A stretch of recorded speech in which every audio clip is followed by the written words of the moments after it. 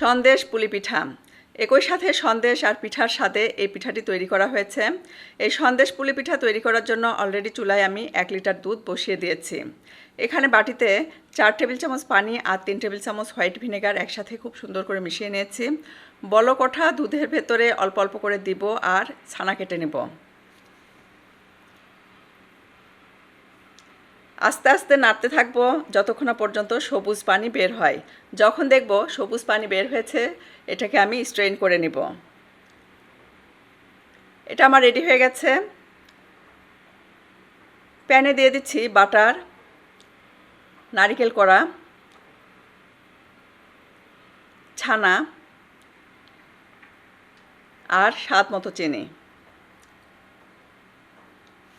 খুব সুন্দর করে মিশিয়ে নেব।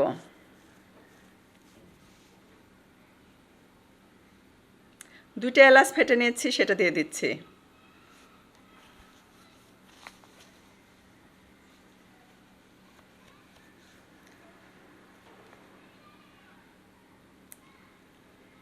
দিয়ে দিচ্ছি গুঁড়া দুধ। সব কিছু একসাথে আবারও মিশিয়ে নেব। এ পর্যায়ে ম্যাশার দিয়ে খুব সুন্দর করে ম্যাশ করে নেব, যাতে করে দানা দানা ভাবটা না থাকে। চিনি কম হয়েছিল, তার আরও একটু চিনি দিয়েছি।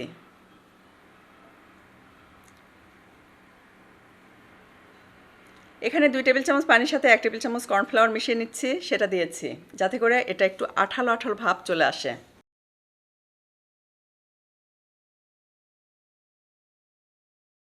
আরও একটু গুঁড়া দুধ দিয়ে এটাকে টাইট করে নেব।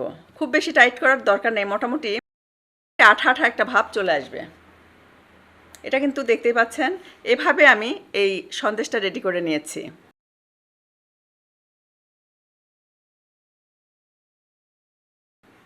এখানে প্যানে দিয়ে দিচ্ছি 1 কাপ পানি, স্বাদ মতো লবণ, ঢাকনা দিয়ে ঢেকে টকবকে ফুটিয়ে নিয়েছি। এখানে 1 কাপ শুকনা চালের গুঁড়া দিয়ে একটা খামির তৈরি করে নেব।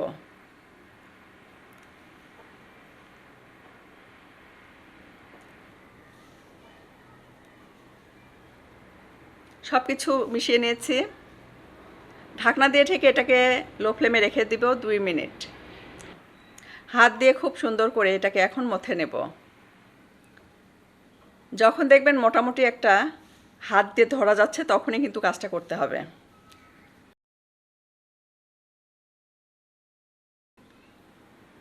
খুব সুন্দর করে মথে নিয়েছি, তারপর কিন্তু পিঠাগুলো তৈরি করেছিলাম। দেখতে পাচ্ছেন অলরেডি কয়েকটা পিঠা তৈরিও করেছি। প্রথমে এরকম গোল শেপ দিতে হবে, তারপর আটা দিয়ে এভাবে হাত দিয়ে টিপে টিপে বাটি আকারে তৈরি করতে হবে। তারপর সেই সন্দেশগুলো এর ভেতরে দিয়ে মুখটা সিল করে দেব। পানি দিয়ে সিল করলে সবচেয়ে বেশি ভালো হবে, ফুলে যাওয়ার চান্সটা থাকবে না পানি দিয়ে যদি এই সিলটা করেন।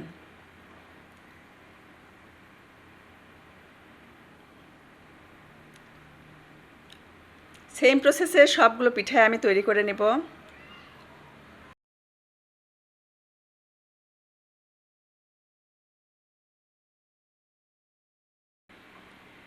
সবগুলো পিঠা বানিয়ে নিয়েছি।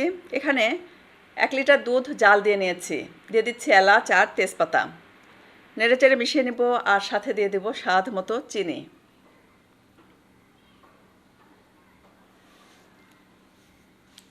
টকবগে ফুটে আসা পর্যন্ত অপেক্ষা করেছি। এখন দিয়ে দিচ্ছি সেই বানিয়ে রাখা পিঠাগুলো।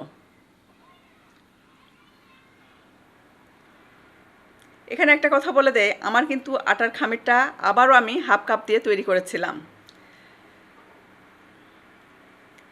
সব মিলিয়ে পিঠা কিন্তু এতগুলো হয়েছে। ঢাকনা দিয়ে ঢেকে দিয়েছিলাম, বলক উঠিয়ে নিয়েছি।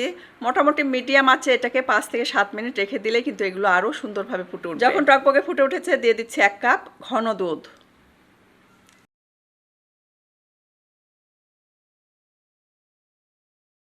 কালারের জন্য কয়েক ফোঁটা অরেঞ্জ ফুড কালার দিয়েছি। চাইলে এটাকে কিন্তু স্কিপও করতে পারেন।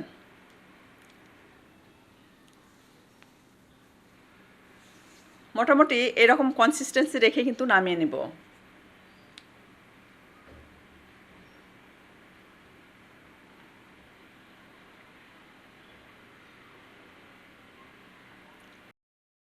যদি পিঠার দুধটাকে ঘন করতে চান, তাহলে 1 থেকে 2 টেবিল চামচ চাউলের গুঁড়া অল্প পানির সাথে মিশিয়ে বা দুধের সাথে মিশিয়ে কিন্তু যখন দুধ টকবকে ফুটে উঠেছিল তখন দিয়ে দিলেই ঘন হয়ে যেত। কিংবা সেম প্রসেসে অল্প পানি বা দুধের সাথে কর্নফ্লাওয়ার মিশিয়েও দিতে পারেন, তাতেও কোনো অসুবিধা নেই। আমার পিঠা কিন্তু সার্ভ করে দিয়েছি, ঠান্ডা হওয়া পর্যন্ত অপেক্ষা করব। ঠান্ডা হওয়ার পর দেখে দিচ্ছি কেমন হয়েছে। টেস্ট যেটা অসম্ভব মজার, এক কথায় অসম্ভব মজার, অবশ্যই ট্রাই করবেন। আজকে তাহলে বিদায় নিচ্ছি। সবাই অনেক বেশি ভালো থাকবেন, আমাদের জন্য দোয়া করবেন। আল্লাহ হাফেজ।